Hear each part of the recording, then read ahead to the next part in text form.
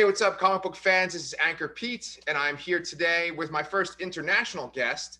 I actually have John Lees, who is talking to me from Glasgow, Scotland.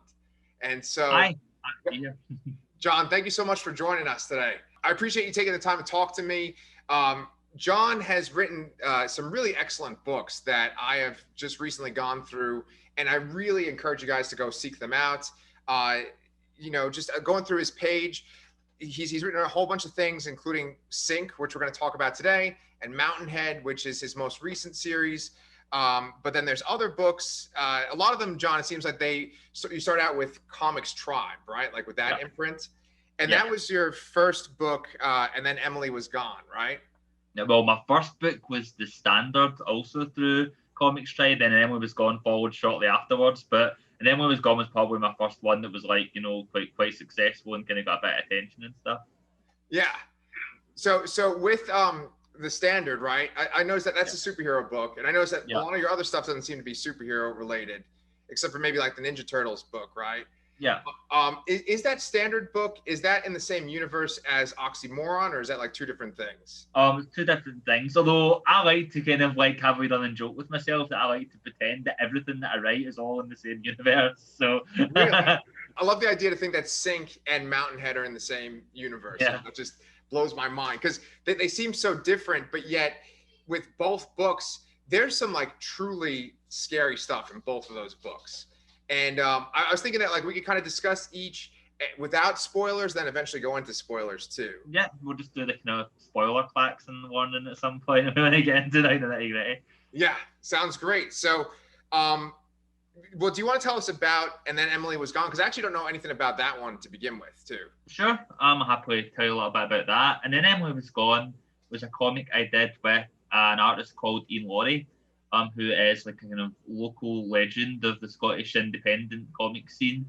I was a big fan of his for years before we got to work together. He did stuff like Horror Mountain, Kipsey, a bunch of other stuff. I'm blanking on the names of them, but like Mothwick, things like that. And like he has this such distinctive, like this kind of really horrifying, sweaty, kind of unnerving art style. You can find him on Instagram, and it's called Ian Laurie Draws, I think. You'll see like some of his stuff. He has an art style like nobody else. I was such a fan of his. And we were supposed to work together originally on, it was going to be a kind of work for hire thing where a company was planning to relaunch a bunch of like old like licensed British superheroes, but we're kind of public domain because we're from like the 40s and 50s. So we were going to kind of like reinvent them.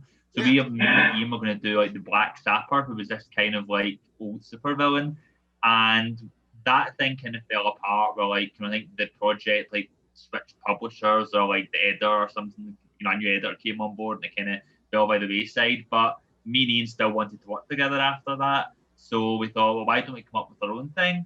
So basically, we kind of started talking. It was a really fun way to work with an artist, where basically, like, we just have conversations about what do you like, what are you interested in, what kind of stuff would you like to do. And we started talking about things that were big for us and that influenced us. And we had a lot of things in common, like David Lynch, Twin Peaks in particular.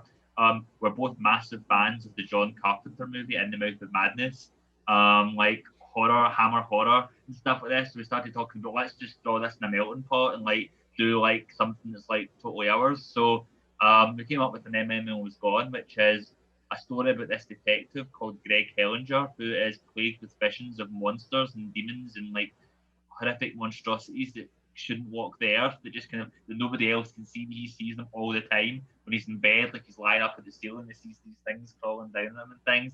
Yeah. And then one day he gets a knock on the door, and it's like this girl who's ran away from home, from her island home of Merksey in the Orkney Islands at the north of Scotland.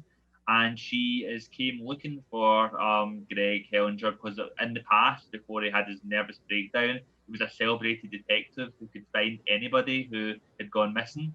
And she needs his help to find her missing best friend, Emily, who she is convinced has been taken by a creature called Bonnie Shaw, who's a creature of Orkney folklore, who supposedly parents would make deals with Bonnie Shaw to give their children to him in exchange for whatever they needed. And she believes that Emily's parents gave her away to this creature.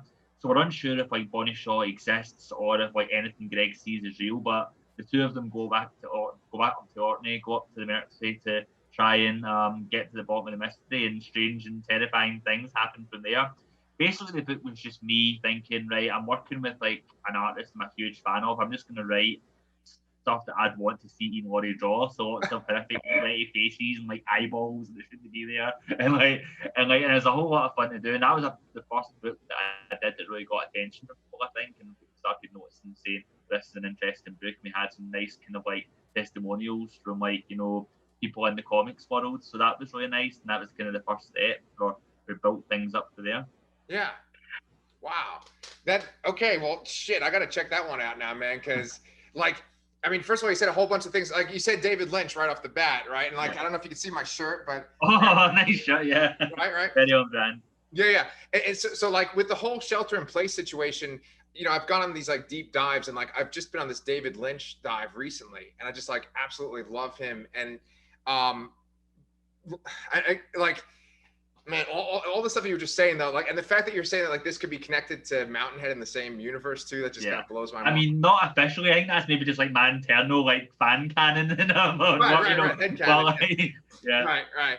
Yeah. Oh my God. Well, I gotta check that one out then too, because I'm not sure how much of it is actual interconnectedness and how much of it is just like me like reusing like motifs and themes and things. Like, for example, like, we'll go into a little bit of this when we talk about Sync in a while, but like in Sync, I'm not sure if you've noticed, there's a couple of issues where people have dreams of like this kind of like old, crummy, like high-rise apartment building and stuff, like with something horrible up the stairs and something like horrible down the stair. Or that kind of shows up in Emily Was Gone as well. We have a character like walking through like, you know, an old apartment building, and they get a phone call from like the person upstairs and things, you know, and when they're having the phone call, their nose starts bleeding and things like that, you know. So like that's always like, you know, like wee things that I like playing with and things.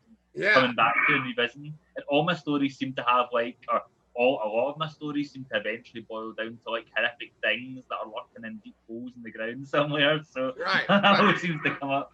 Yeah, but I love that so much. Like I really love Sync. I only read the first volume of Sync so far, but I want to get the next two. And are they all drawn by Alex Cormack too?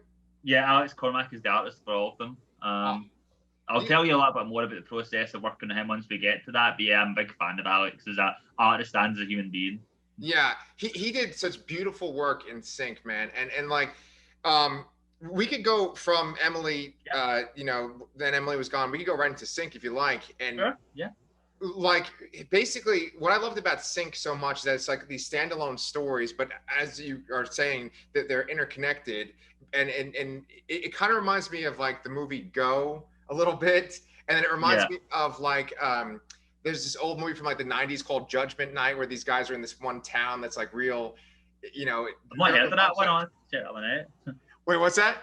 I've not heard of that one. Judgment Night. Judgment Night. Wait, and then it reminds me of this movie Vamps. Did you ever see this movie Vamps with like? No. Okay.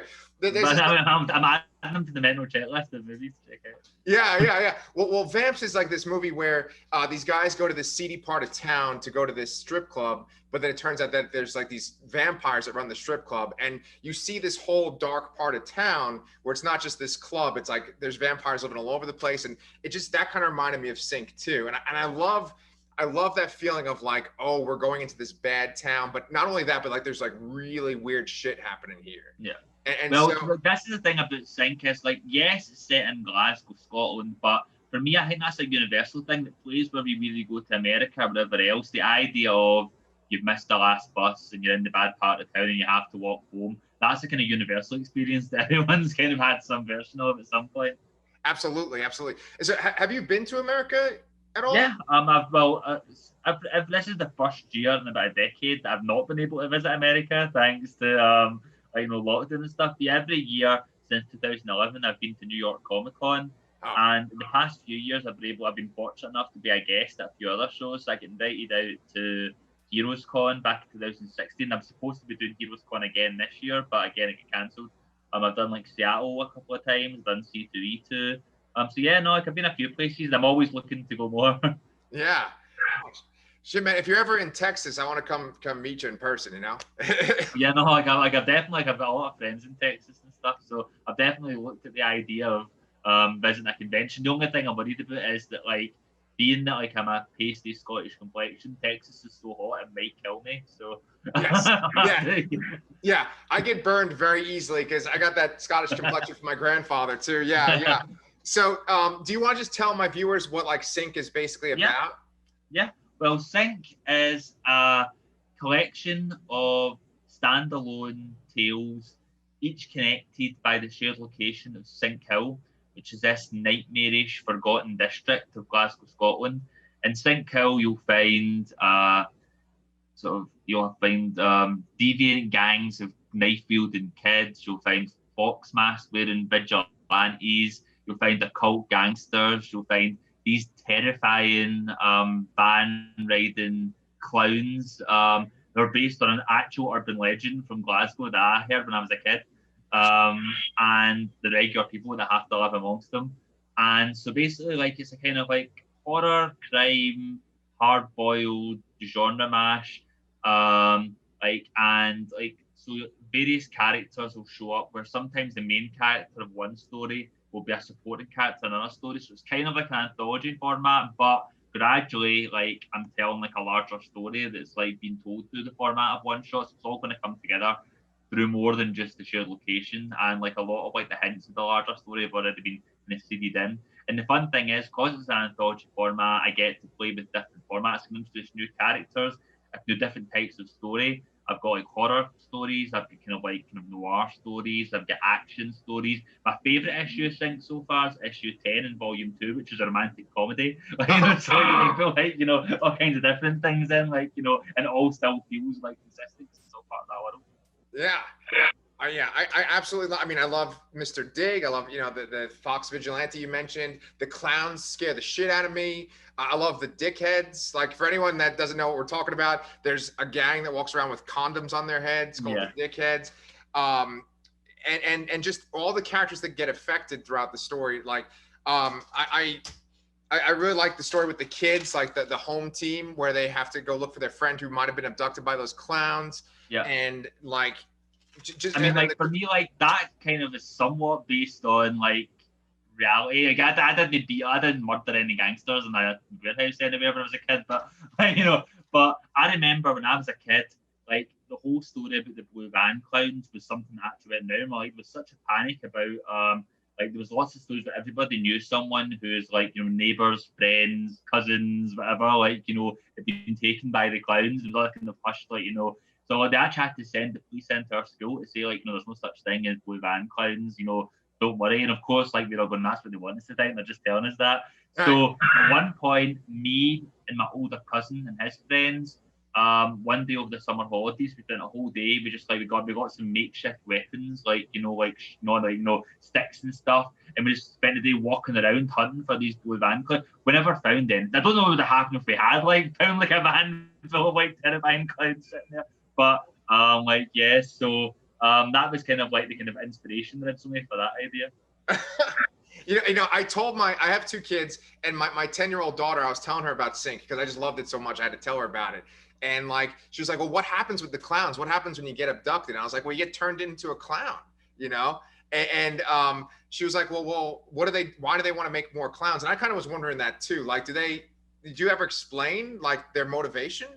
Well, I will be at some point, but right now, I'm very much keeping them on the fringes of the story. I'm kind of like the ghost, like hot in the periphery. You do get in issue 6, which is the first issue of volume 2. There's a big kind of clown-centric story. You get a little bit more about what's going on with the clowns, and like if you keep on reading, you'll see little hints about where it's all going and how it all connects, and like what role the clowns could play in the larger story. That's very much going to be something we really kind of unpack down the line. And the great thing is that originally I just planned Sync as like a 5-issue miniseries. It was going to be like 5 like one and done issues, and then have a wee kind of ending like issue 5, which kind of seems to tie it all up in a bow, and that would be it. But the response to the book was fantastic when it came out. Like, sales and interest far beyond their expectations. And what's really unusual for a comic is usually like issue 1 of a book does well, then it kind of like the sales sink, no pun intended. But like in this series, like, I had issue 1 which sold really strong. Issue 2 dipped a wee bit. And then, like, after the word of mouth from issue 1, issue 3 sales were back up at issue 1 levels. Then issue 4 was higher than issue 1, and our highest selling issue was like issue 5. So the interest was so much that we were able to, like, you know, do a second volume.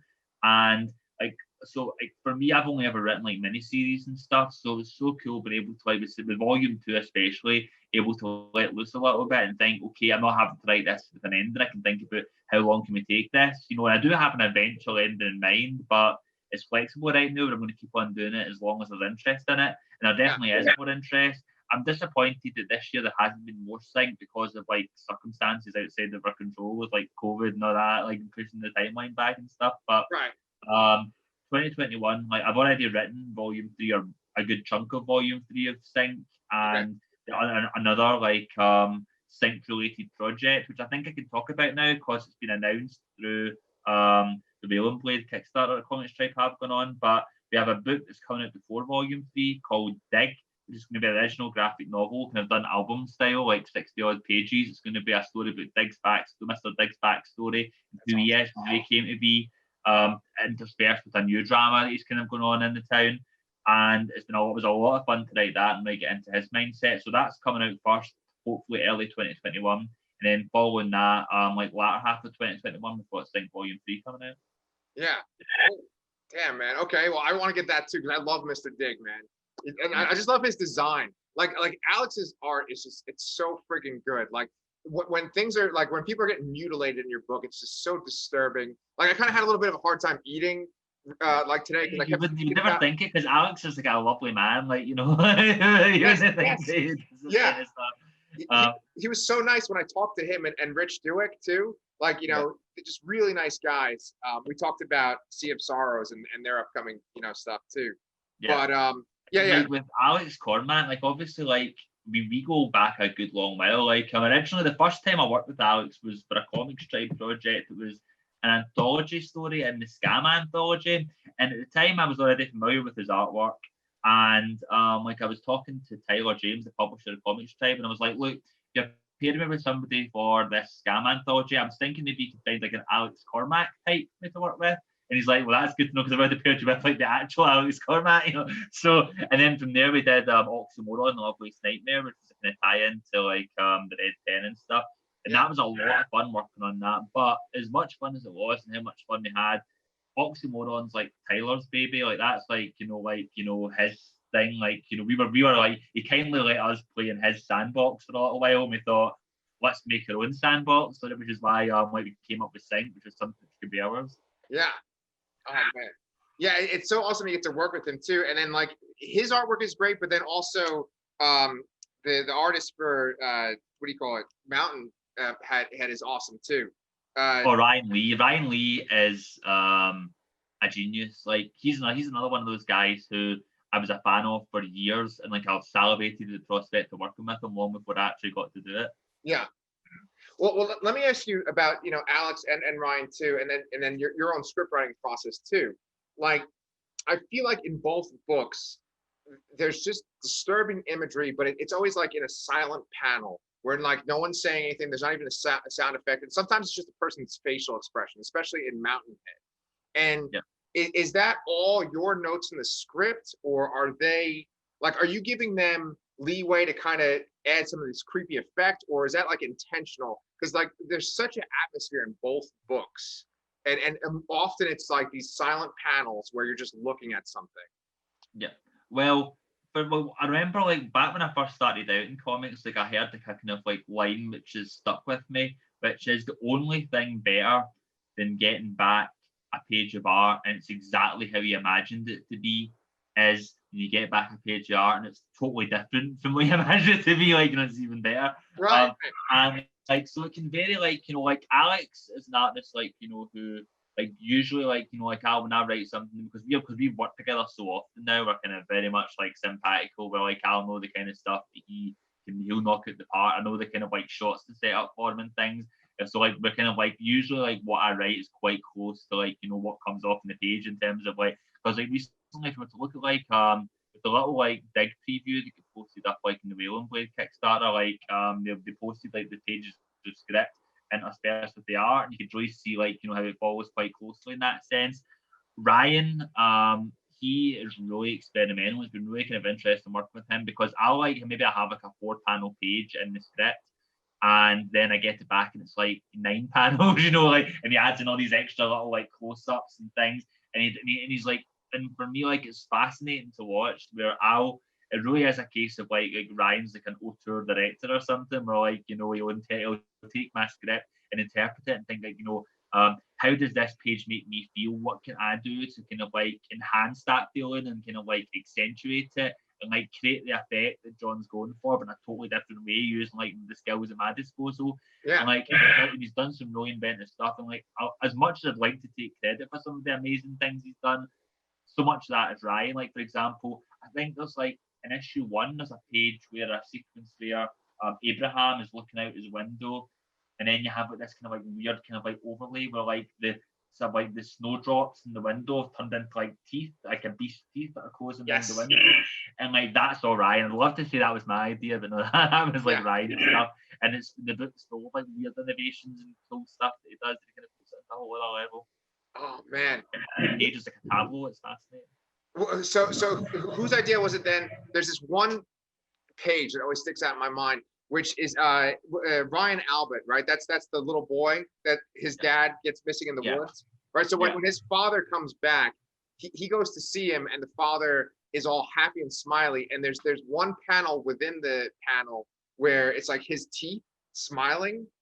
Oh my God, that's like real chilling, because it's his face, but then there's another panel across like where his teeth would be. That was a little bit of teamwork where, like, you know, I think I put like in my script, I mentioned the idea of like, I can't remember the exact word, I talk about how like the characters should have really unnatural smiles, like, you know, they're smiling but not with their eyes, or the smiles don't match their face. Right. So like Ryan took that and interpreted the idea of literally taking the smile out and putting it in a different panel to make it feel even more disembodied, like, you know, adds a whole other layer to it. Yeah. For me, that page you talk about, that for me, I agree, is one of the creepiest sequences for me in the book. For me, because like, I remember when I wrote that, I creeped myself out, because it's the bit where his father, I won't go too much into the details of the plot, but his father, Theo, has been in hospital, and he's been released from the hospital, and he's back home, and Ryan's obviously happy to see his like father, and he hugs him, and like, you know, and he says like, you know, something like, "I love you, Dad."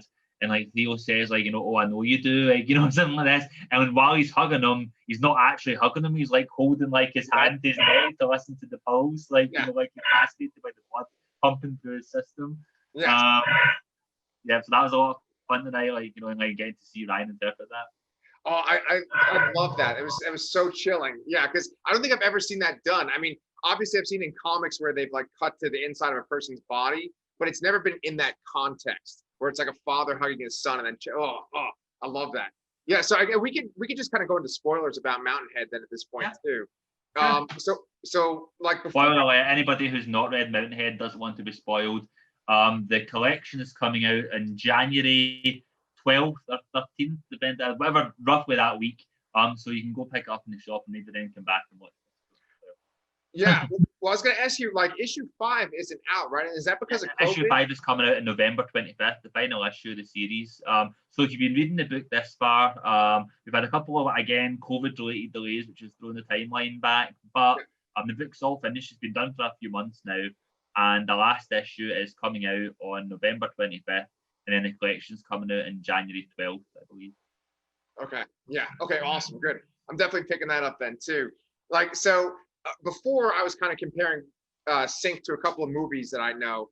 And for Mountainhead, I kind of feel like there's a little bit of The Thing in there when the creatures finally appear. And certainly there's tons of movies. I kind of think of like Slither by James Gunn, where the town is like slowly taken over. And well, it's a lot of like, definitely when you mention The Thing, there's a lot, like, especially like I like to think of like, you know, because I'm a film buff myself, I like to think of like different directors that I'm kind of like giving nods to my various like comics that I'm doing. Like for me, like, you know, if Emily Was Gone was like my David Lynch, like, you know, fanfic, like, you know, Sync is very much me like doing like the Coens. And then like for me, like Mountainhead is like John Carpenter, like not just The Thing but also The Fog. And again, like going back to In the Mouth of Madness again, there's a bit of that in there as well. Bit of Prince of Darkness even. And for like me, like the big thing about that is, again, like, spoiler alert because we're talking about it, but the book is very much a human drama for like the first like 3 issues, and I really wanted to do the idea, like, and that was the hardest thing about pitching the book, was holding off in the big like monster reveal, because basically the whole premise of the story is you have this whole human drama going on where Abraham Stubbs has spent his whole life, he's a teenage kid, he spent his whole life on the run looking over his shoulder. Him and his dad have been living like in the wilderness, like, you know, off the grid, with his dad, like, you know, telling him that like the government's out to get them, and if they get caught by the authorities, they'll be brainwashed and absorbed into society, and so they can have burgle houses to survive. But Abraham is like worried that his dad is getting worse. His dad is getting increasingly paranoid, and started saying like, if the authorities come, like, I'll kill you before I let them have you. You have to promise to do the same for me. And eventually, like, Abraham does get caught, and he's taken in. And then when he's in getting talked to by like the social workers, they tell him that he's not actually Abraham.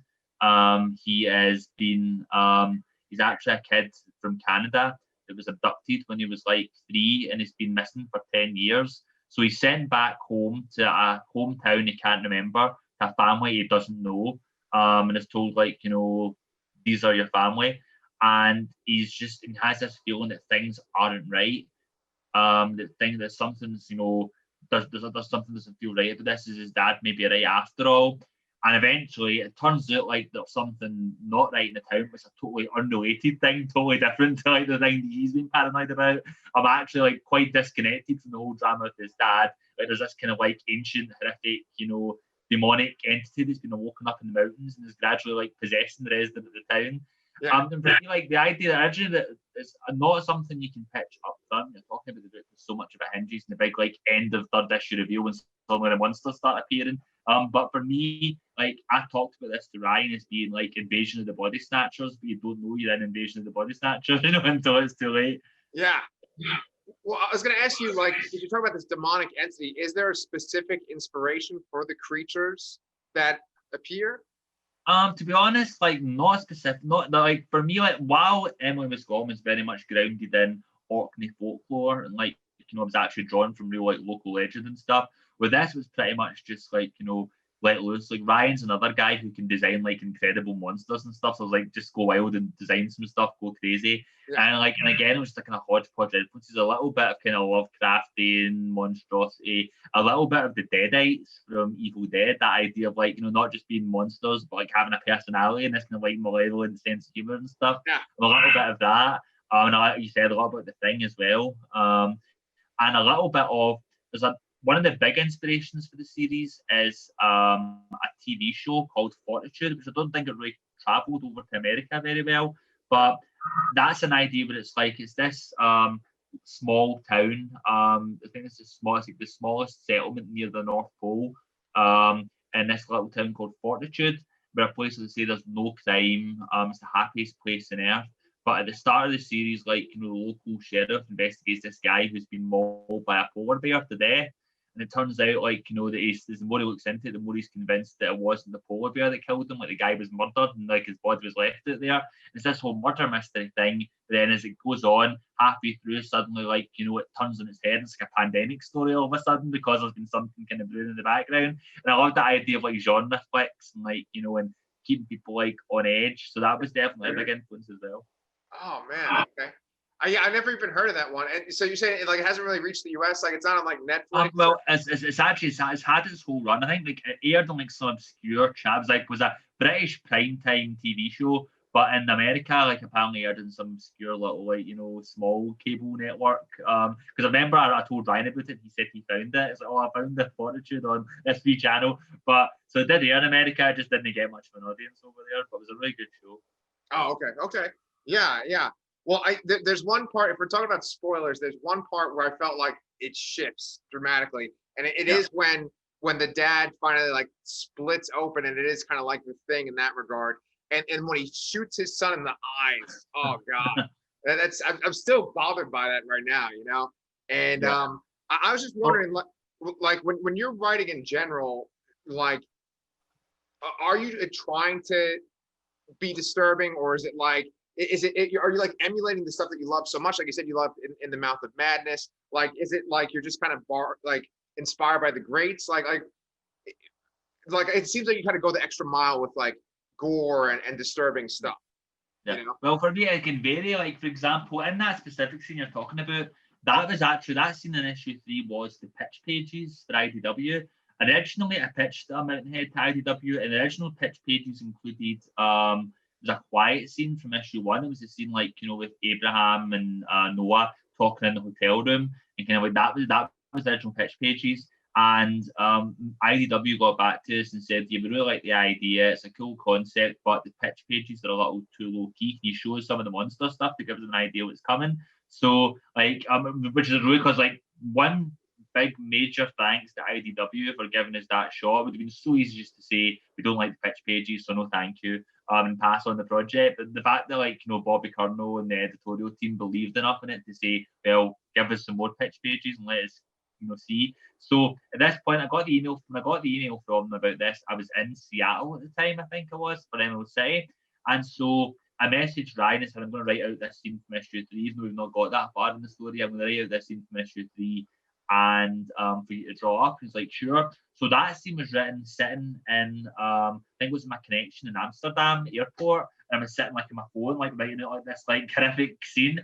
And for me, like, it can vary sometimes. Like with that scene, like my aim is like, because I'm quite an empathetic person, so I'm not someone who just kind of like views like characters as like kind of like cold things to like destroy and discard casually. I'm the kind of person that feels guilty in a video game, like if I'm like trying to be like if I'm playing like Red Dead Redemption and I'm trying to be like the heroic person and I accidentally kill a character, it ruins my day and I feel really guilty about it. So if I was like I feel bad when I do these things to characters, but I think if I'm writing something like it has to upset me.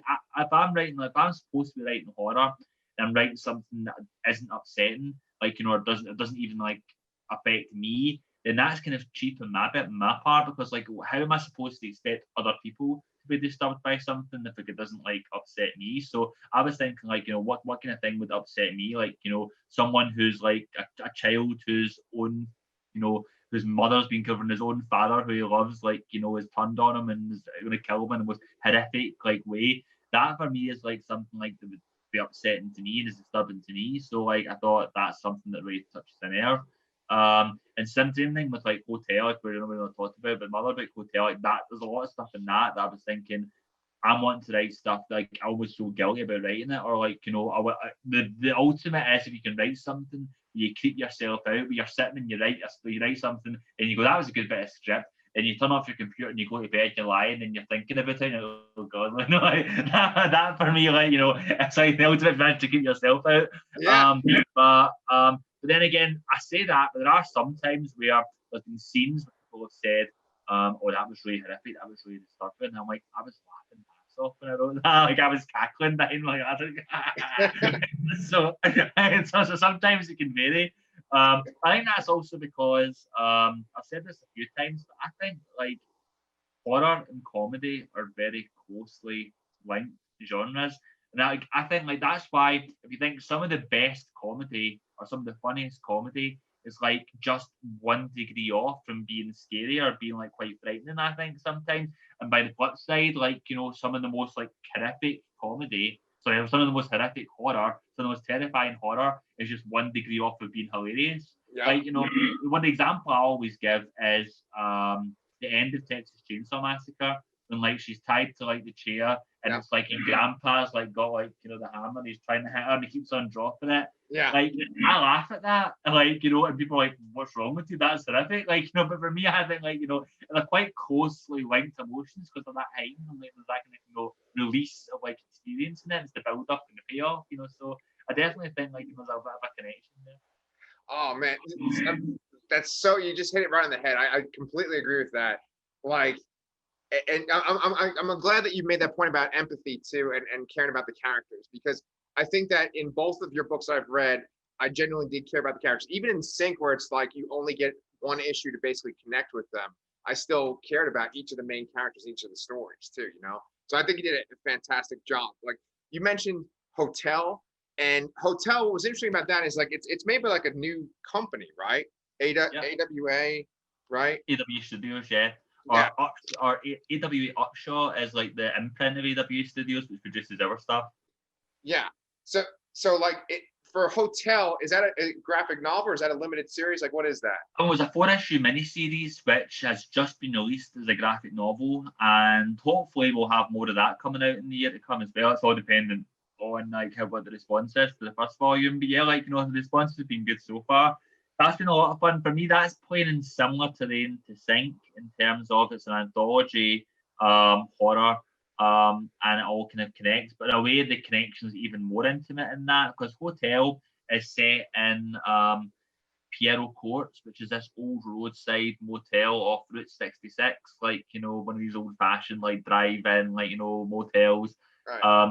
And it's a small setup with 4 rooms. And the idea is it's like this 4-issue miniseries tells like the horrific events of like one particularly noteworthy weekend at the Piero Courts Hotel, the weekend of like this solar eclipse.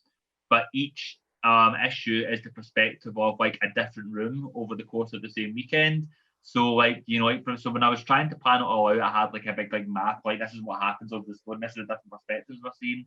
So each one is a kind of like, because like Piero Courts is a place where it's kind of supernatural, where it's not on any map, officially it doesn't exist, but if you're driving like alone down Route 66, you'll maybe see a sign saying next exit, on the left, and it's never in the same place twice. So you arrive in this place, it's one of these liminal spaces, and like you bring your own demons there, like or sometimes you'll find like a demon that's already waiting there for you, both metaphorical and literal in some cases. Right. And so each issue is like a standalone, like proper like Tales of the Crypt creep show style, like old school, like nasty horror story.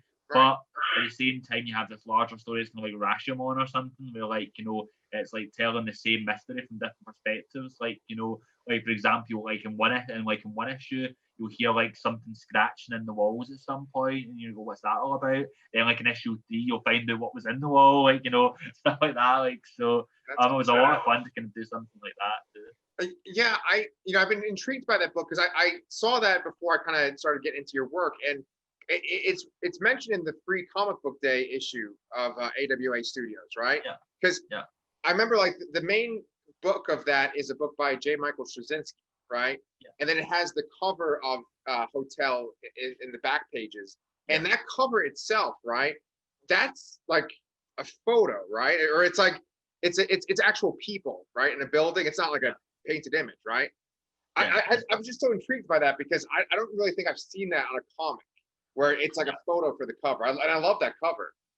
Yeah, no, it was an interesting cover at the beginning. Originally, the photo kind of came before even like the artist was attached, because originally the HOTELL poster was a kind of like proof of concept type thing was put up when people were actually pitching like the lineup of books, and people were, it was found so striking that the AWA ended up just keeping it for the main comic, which is why it's a little bit different from a normal like comic cover in terms of that you have like that kind of like photo quality to it, like you said. Yeah. And that company in itself, like it's new, and then like don't they have like a lot of like big name talent working on the books? Yeah, like for me, like I remember back when like I first heard about it was 2018.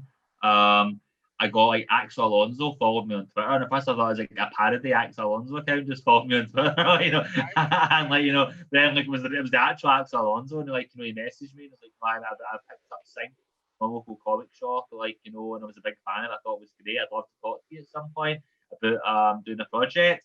So I said like, well, I'll be in New York, like for New York Comic Con like next week, but maybe when I get back we can arrange a Skype call. And it's like, well, I'm in New York, so let's go for lunch. So like I ended up setting up like my biggest deal of like the show like before New York Comic Con even started. Like, when I went to like this the Italian restaurant with Axel Alonso, like and the worst thing was it was the hottest October day I've ever experienced in New York. So literally in the morning I was walking in like shorts and t-shirt, and I thought I'm gonna have to dress up smart for Axel Alonso. So then like pulled on my shirt and stuff.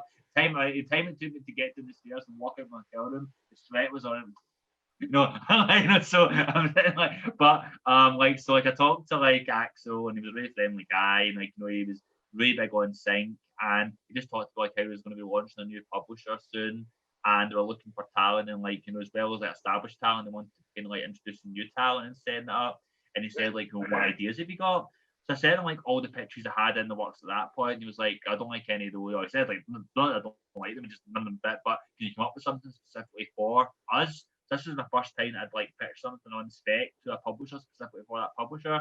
So based on our conversations that he'd loved, like, you know, he'd said that he loved the anthology format of Sync. He'd thought about various ideas and stories that he liked. Like, I think he mentioned something about old roadside hotels, but in a kind of like noir context rather than a horror context. And he mentioned, like, you know, I'd love to do something else with clowns. And the last thing I wanted to do was another clown thing after doing, like, you know, Sync. But thought, well, how different can I make a clown? So I ended up going like a totally different type of clown in this, which is Piero, which is like from the old Italian commedia dell'arte, like theatre archetypes. And was just kind of like white face and everything. So like the Piero course like is called that because of this massive painting which hangs in the front office of a Piero clown. And from panel to panel, it just keeps on moving into different positions, like, you know. And so I've worked that in. I kind of put it all together in one big pitch. Originally, it was called Next Exit, No Vacancy. I sent that to Axel, and he loved the idea, but said we should change the title to Hotel with 2 L's, like hell. And I was like, okay. Like, so that's Axel's, like, you know, and it works. It's kind of snappier than like Next Exit, No Vacancy would be in the cover. He knows what he's doing. I think he's got a bright future in editing that. So. And like, so yeah, like, you know, then from there the rest is history. We had a lot of fun working on that book. Like, I loved working with Dalibor Tali on that, and we were hopeful of doing more, and we have other things in the works with AWA as well, which again were put on hold thanks to COVID. Like, you know, but we're hopefully at the point where things are going to be moving again with that, so hopefully we'll have some announcements from that front before too long. But yeah, I'm really excited about the stuff I have coming up with them as well. So yeah, it's a lot of fun. Yeah, man. You know, it's interesting because like talking to you and reading your books, like there's 2 things, right? Like with comics, a lot of times people think, oh, wouldn't it be cool if they made this into a movie? Wouldn't it be cool if they made this into a TV show, right? And then another thing is, oh, this guy is so awesome telling these horror stories or this, like, you know, kind of story that you're not used to. Wouldn't it be cool if he was on superheroes? But I think like your books, I just love that they're comics and they're not being adapted, or maybe they are, but like I just love them in their original form. And I also just, I don't like necessarily want to read like I think your superhero stuff would be awesome if you did it, but I would much rather read like horror stuff that you're putting out because I'm just like eating that shit up right now. Well, you know? Because that kind of brings a couple of points on the superhero thing. Like, you know, I love superheroes. Like, you know, I love reading superhero comics. Like, you know, if you look at like my Facebook, you know, like you'll see I dressed up as like Batman and Spider-Man the past couple of years for Halloween, like, you know, and like so yeah, like I love superhero comics, but for me, I kind of feel that first comic I did, The Standard, like I thought that was going to be the only comic I'd ever get to make. So when I wrote that, I kind of poured out all of my love for superheroes and everything I love about that kind of storytelling format all out into that story, and that kind of like scratched that itch for me for right now. So I don't feel any immediate impulse to go back and do more superhero stories, but having said that, like, you know, obviously, like, you know, it turned out I had the chance to like write characters like, you know, I really love, like either like Batman, Spider-Man, Daredevil, whatever, like, you know, and that'd be interesting. I love the idea, like, you know, of playing in like a sandbox and contributing to a larger, you know, narrative. Like I had a little bit of taste of that with and I did like that Teenage Mutant Ninja Turtles universe story, where one of the things I really love is that what we did, like one issue, me and Nick Matara, where we introduced like the character of Worm, who was the old like 1980s. He was a character that was made as a toy. He was never put in the cartoon because he was too creepy. He was this giant flatworm.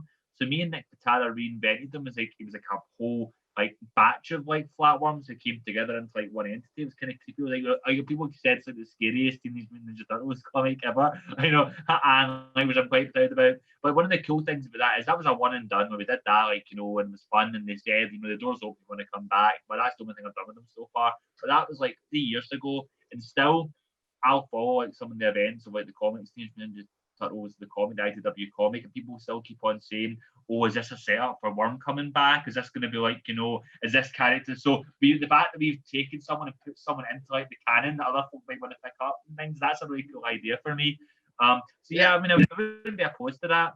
In terms of like the horror question, like I love horror. Like horror's my favorite genre. Probably I've been a horror fan since like, I was a little kid, going to the video shop at like 5 years old this was a very sketchy video shop which had no standards of what to give young children. So I would go there, I'd walk out with like a copy of like Peter Pan and Nightmare on Elm Street 3, The Dream Warriors, so, and I'd say go home and watch them, but and so obviously I love horror, and I have so many ideas in the horror field, and I keep on gravitating towards that. But also, like, I've got other things I'd love to do. Like, I joked in another podcast that I'm like a frustrated rom-com writer. Like, where one of my favorite things I've written is it was like a comic called Deep Ender, which is just kind of like swimming sports comic / kind of rom-com / like, and it was a lot of fun, and like, and nobody died in it, and like, it was very wholesome and nice, and like, and that was fun to write something a little bit different, and like, and as I said, like, when you read volume 2 of Sync, my favorite issue of that is issue 10. It's like a bit of date night, which on one hand is very twisted and very like Sync, but at the same time, like, amidst all like, like the gore and like, sort of, perverse imagery that goes on that. Like, what I was quite pleased about in the reviews is folks said this is surprisingly wholesome. It was quite fun getting to like, exercise those muscles as well. So yeah, like, while I always think I'll never stray too far from horror, it's nice to kind of play in another terrain as well and kind of try like my hand at lighter touch things. And on your final point about film and stuff, like obviously, like, as I've mentioned, because I keep on referencing films all through this interview, but like I love film. Like, for me, I think it'd be super cool to see like, like a Sync movie or like, I don't know, a Mountainhead movie, whatever, like, but and there has been conversations, like, like there's been a few things, like, with like Sync especially, a few times that's came quite close, or like I've been in conversation, and a couple of other projects there's like like early talks going on and stuff. But for me, like, I'm very much of the opinion that, especially through years of experience of it, you can't depend on like Hollywood. That if you think comics move slow, like movies move glacially. And like for me, like, I think writing something just in hopes of it being coming in a movie someday, like that relies madness and heartbreak. I'm very much happy to have, like, I've got an agent in Hollywood, Sydney, who is fantastic. He does his job great.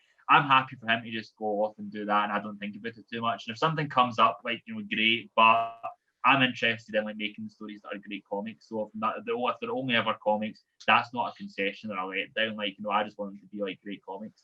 That's all I can know. Everything else is gravy, I think. But for me, like, the only thing that I'm in control of is like making the best comic that I can make. So that's what I'm going to focus on. That's fantastic. Yeah. So you've lived in Scotland your whole life? Yep. I was gonna say, like, so has 2000 AD been an influence on you too, or no? To be honest, like, I know a lot of British creators, like, I'll mention like 2000 AD is like, massive for them and things.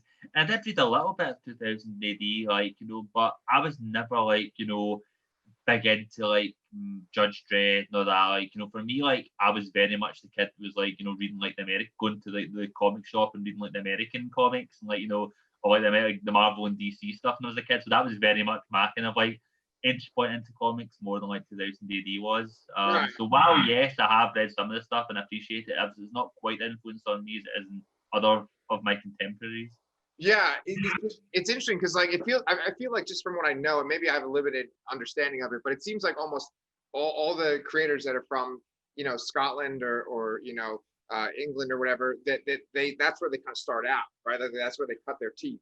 Especially if you look like up to like 5-10 years maybe older than me, especially like most of like the British creators that you'd see on the American scene cut their teeth in 2000 AD, and that was a kind of path into like a career in comics. Not so much for my generation. I think like things had branched off a little bit, but definitely you could see that was at one point that seemed to be like the career path for British comic creators. Yeah. Well, speaking of which, because I know that, like, there's Cy, and I'm sorry, I'm like forgetting his last name, but the main. Well, no, I know Cy Sperberia, but I'm saying from Sync. Simon McCurdy. Yeah.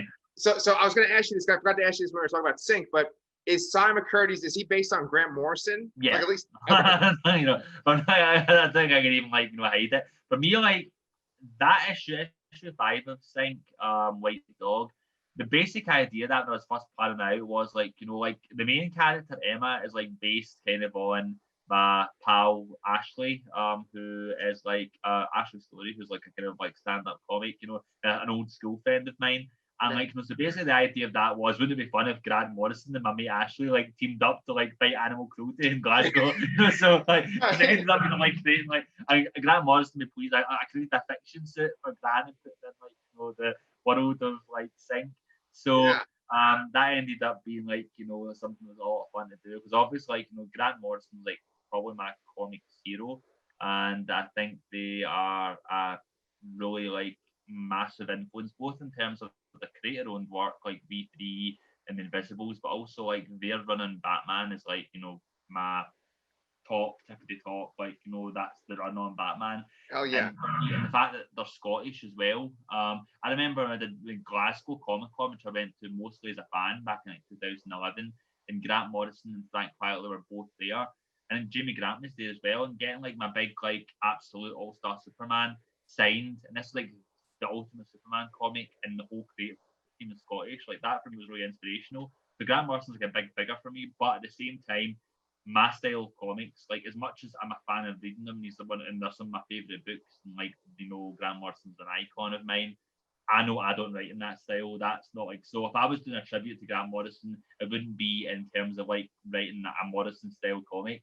So I thought the best way to put a tribute to Grant Morrison would be like, you know, make him the crime boss of like my, you know, local community. And I was wondering, like, because I know that the club that Simon McCurdy is connected to, it's called the Black Hole. Is that like a reference to like Annihilator, which is like Grant Morrison's book that has like a black hole in it? I wish I could say it was that clever, but no. Basically, the idea was it's like the name Sync Hill. Sync comes from the notion of like sink estates, which is like something that like conservative politicians used to say demeaningly about like Glasgow and other working class areas in the UK, where they say like lower class places were called sink estates because they were black holes which like sucked people in and they couldn't get back out again. So like Sync Hill in general is like a black hole that can absorb people into its orbit. And then like the black hole bar was just like a way of like, you know, like playing with that like word in it. Yeah. I love that bar, and then of course I love Mad Max bar or whatever. Mad Max, MAC''S. You know, the fun thing is that like in Volume 1, every issue of Volume 1 has a Mad Max reference in it.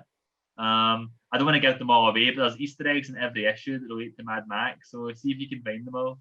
Yeah, I know I definitely have seen some, in at least one in another unrelated issue, but I'm gonna have to go back and look for them now.